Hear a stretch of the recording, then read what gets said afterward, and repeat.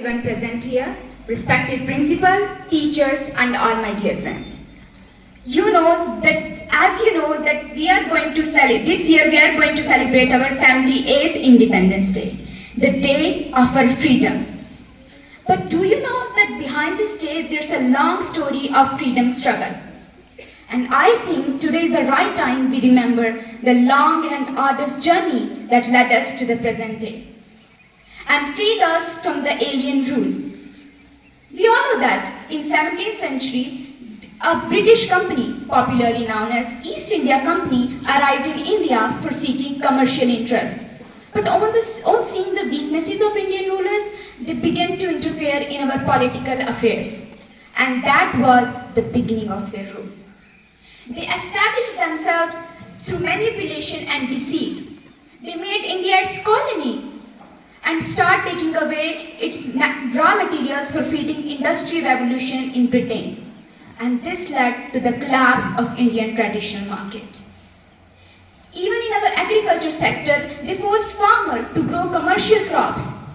The food production decreased, leading to frequent famines and death on large scale. And that's how they started exploiting our resources. Who knew that a company with few workers could establish its rule over a territory as vast as India? No one actually.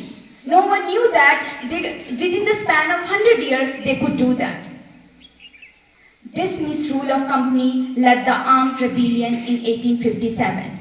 The rebellion was crushed, but when British government came to know about the misrule of company, they took the direct reign of India. But the conditions didn't change. But in the meantime, the Indian intellectuals came to know that the British government can't be overcome by arms. So rather than fighting with arms, they chose the path of non-violence and peace, disseminating the ideas of Satyagraha, which means the mass agitation based on truth and non-violence. Even there are many freedom fighters who chose the path of violence as the means to get rid of British rule. But the significance of Satyagraha is different from all others, as it doesn't based on brute forces but on moral values. In this course of freedom struggle, is it just so simple as it appears? The British imposed many laws, many acts against the Indians. For example, at first they imposed Arms Act, according to which India was not allowed to keep any type of arms. They passed Vernacular Press Act, in which Indians can't publish anything objectionable against British. They passed Rowlatt Act, in which they could arrest anyone without any trial in the court. They did every possible way to dominate Indians. Heavy taxes, deaths on the large scale. Do you remember the famous Jallianwala Bagh massacre? You all have heard about that. That took place on 13th April 1919, on the day of Baisakhi, where many innocent lives were killed. Many were injured. Many lost their family, and that was the cruelty of British.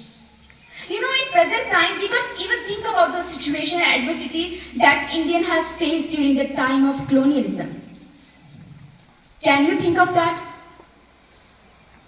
Many freedom fighters lost their life, get jailed, and left their everything for the dream of free India.